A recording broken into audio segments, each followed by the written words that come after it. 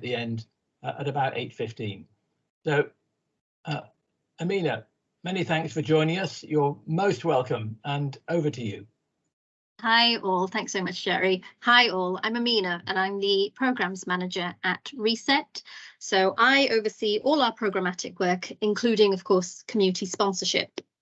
So Reset has been around since 2018. We're a charity funded by the Home Office to help implement and grow community sponsorship, which is what I'm here to talk to you about. So let me start off with explaining a bit more about what it actually is. What actually is community sponsorship?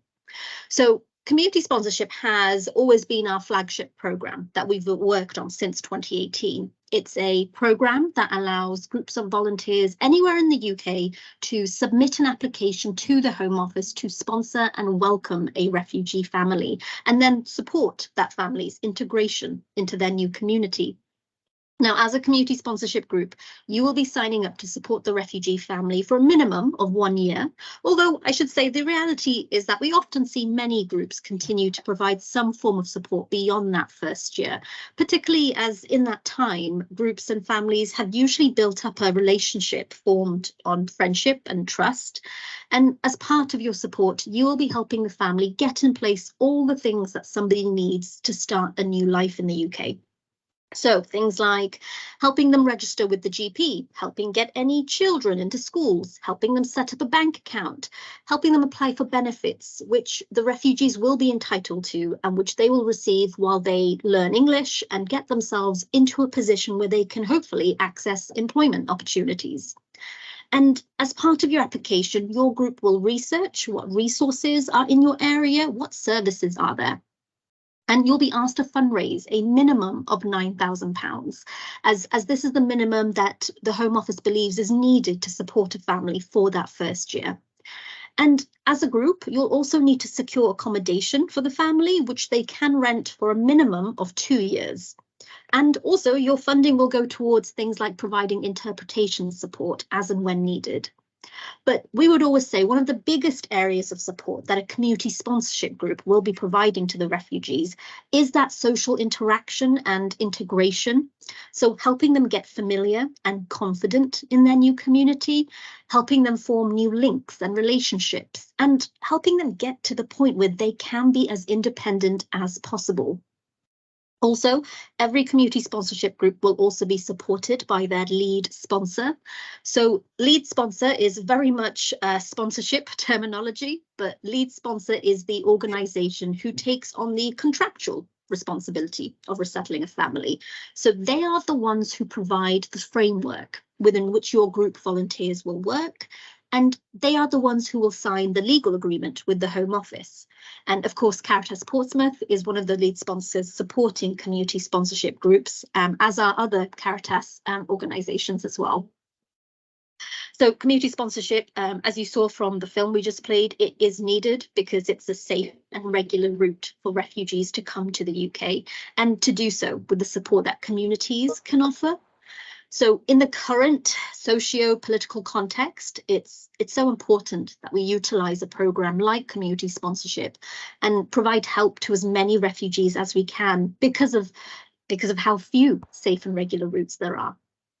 So just to give you an idea of numbers, what we currently have in the UK. So currently we have over 320 community sponsorship groups all spread out across the UK. And of that 320, over 200 of them have already welcomed families. Now, we're really pleased to have recently reached the brilliant milestone of having welcomed the 1000th refugee through the programme.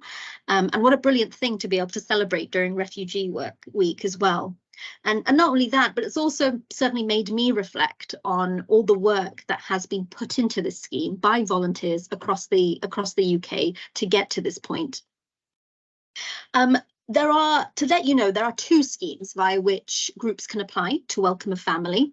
So there's the UK Resettlement Scheme, UKRS, and also the Afghan Citizens Resettlement Scheme, the ACRS. Sorry about all the acronyms. But most groups have welcomed through the UKRS, where they welcome a family who are living in a host country abroad, like Jordan or Sudan or Lebanon, such as in the video we just saw, where they are registered as refugees with the UNHCR.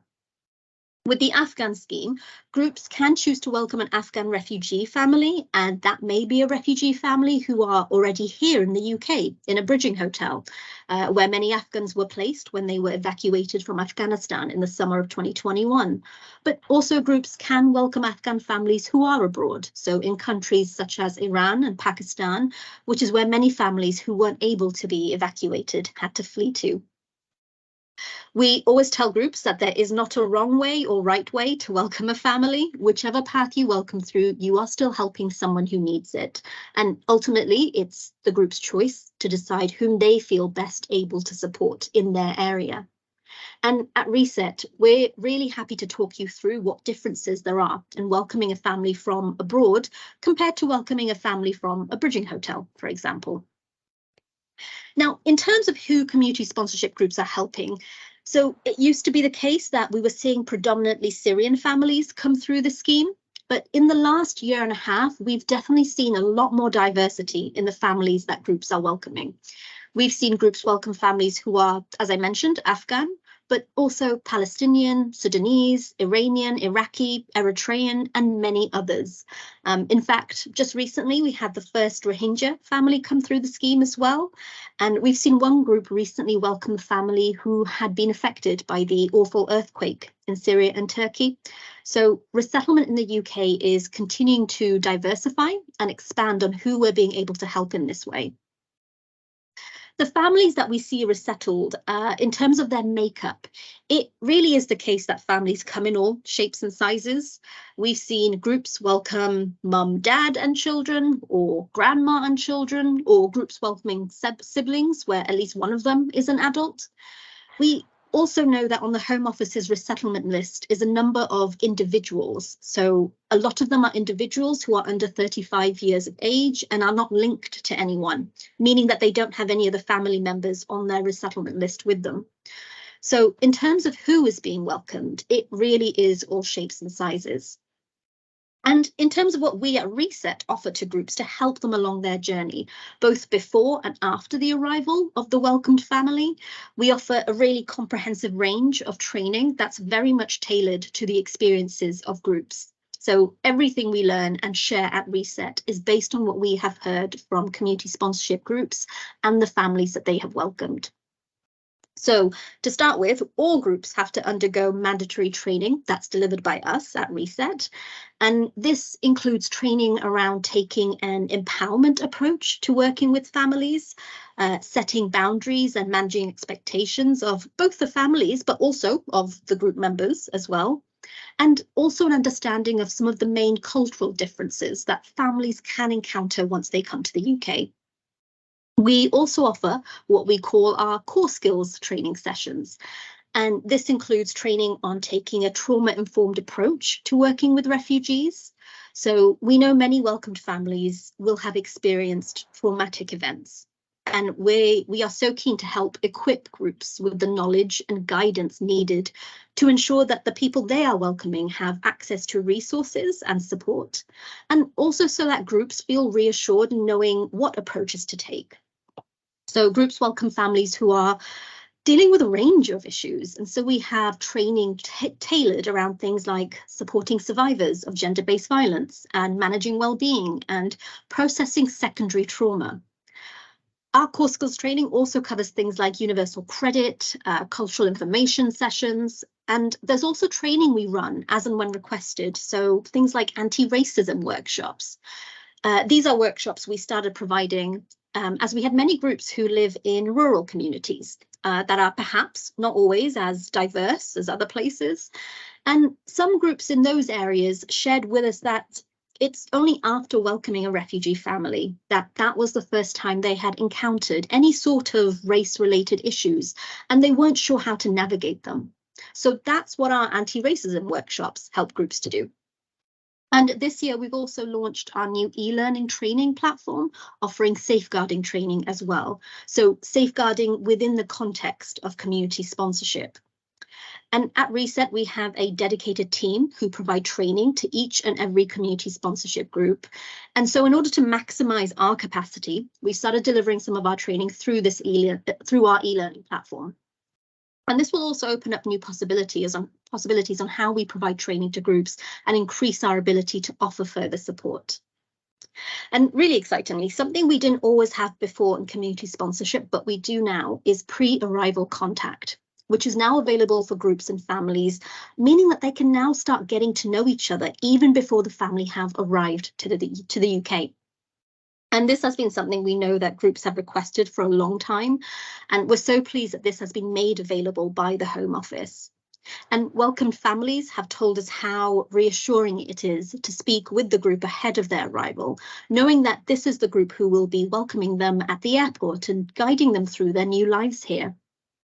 In terms of the impact of community sponsorship is felt by both the refugees welcomed, who feel supported in a safe and secure environment where they can finally rebuild their lives. But the impact is also felt for the communities who do the welcoming as well. And so many times we hear groups talk about how much they have gained out of the process, how much they have learned from the families themselves, and also having the opportunity to pull together as a community in a way that communities may not have had the opportunities to do so before. So we've seen community sponsorship be done by sports clubs, by a pub quiz team, by a group of neighbours, by people who had never met each other before, but formed together to welcome a refugee family. So we've been really thrilled to see how the programme has helped to strengthen communities in the process as well. And really, what community sponsorship is about the empowerment of a refugee family, people who have been welcomed to the UK and given the start they need to live their lives again in the way that they want. And that's what your community sponsorship group would be here to do. So one community sponsorship group once described to me that their role as a community sponsor was to make themselves effectively useless, to really help a family settle into their community enough so that the family can then navigate things on their own. And I think that's a really good example of what community sponsorship is. And I'm just conscious of time, so just very quickly, I also wanted to mention some of the campaigning that we've been doing at Reset. So earlier this year, we had our Communities campaign, that's Communities, which ran from January to early April. We asked people to get together over a cup of tea and talk about refugee welcome in their areas. And this included 30 tea parties across England, Scotland and Wales over the course of 3 months, with almost 600 people attending. The community's tea parties have happened in people's living rooms, in schools, churches, a mosque. They happened in the House of Lords, the Scottish Parliament and the Welsh Parliament.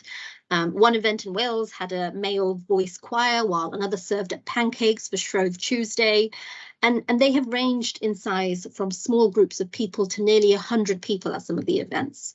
And most importantly, they have all contributed to spreading the word about the power of community sponsorship. So at Reset, if you keep tabs on what we're up to, you should hopefully see us do more of these communities tea parties across the UK, hoping to spread the word of community sponsorship. Brilliant. Well, I think I've probably given enough of a spiel there. Jerry, shall I hand it back over to you? Amina, that's great.